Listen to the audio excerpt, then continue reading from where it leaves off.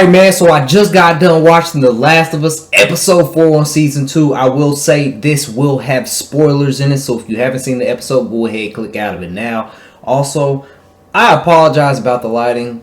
I forgot to turn my batteries off on my extra light, and well, it's completely dead, so the lighting is going to be a little terrible for this video because it's so late at night.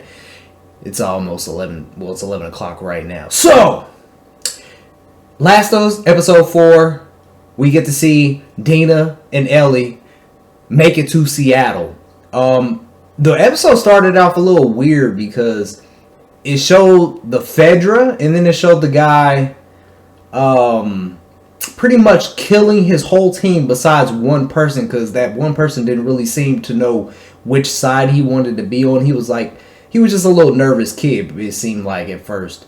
It was very interesting to see the officer kill the entire squad in the car and then take sides with, I don't even know what you call those people, but he took sides with them and he told that kid, he was like, now it's time for you to decide.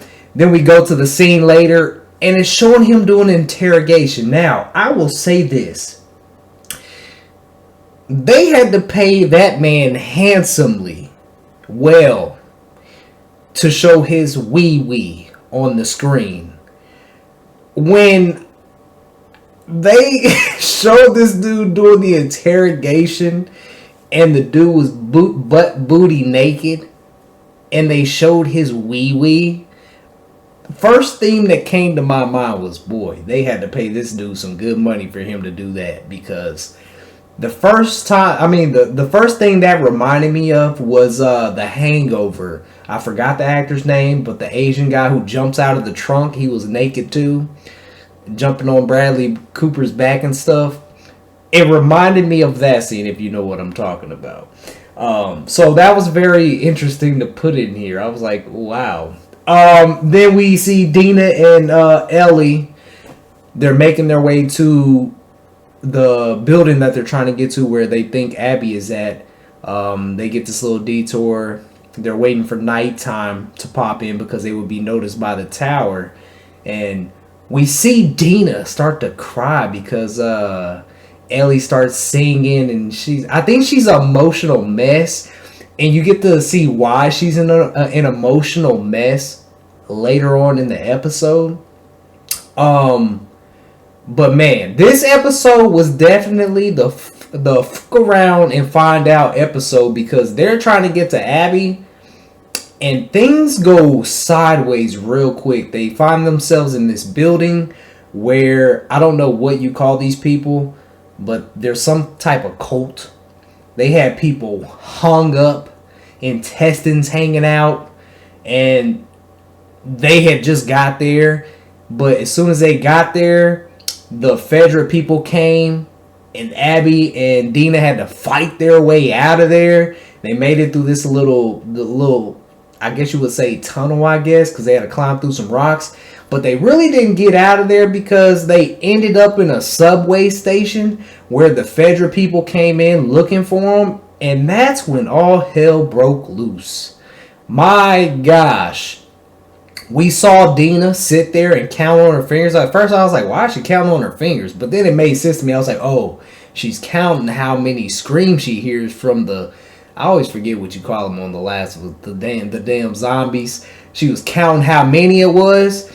And once she got to 5 and she opened her eyes, you could see the fear in her eye. I thought she did that really good. You could see the fear in her eyes. She was like, because it was so many, it was way more than 5, and she knew it. And then all the Fedra people started shooting at the zombies and stuff coming at them. Then Dina and Ellie are trying to make their way out of there, and they do get out of there. However, now this is very interesting to me because as somebody I started playing the Last of Us game, I don't know how many times Ellie's gotten bit, but Ellie ended up saving Dina's life because one of the zombies was about to bite Dina. And Ellie put her arm out there for the zombie to bite so she can make it out. And then Dina and Ellie are having a crazy crazy scene because Dina thinks she's about to change, and Ellie's like, "Do not fucking shoot me." She was like, "I'm immune and all this, and I'm gonna lay over here on this couch, and I'm gonna go to sleep. And if I turn, you can shoot me, but I'm not gonna turn, and you'll see." And that was a very emotional scene for them too, and they did a really good job with that. I thought they both sold it very well. What was real crazy was when Ellie woke up and she saw that, and Dina saw that Ellie wasn't turning, and she literally told her she was pregnant, and then she just went on and kissed Ellie.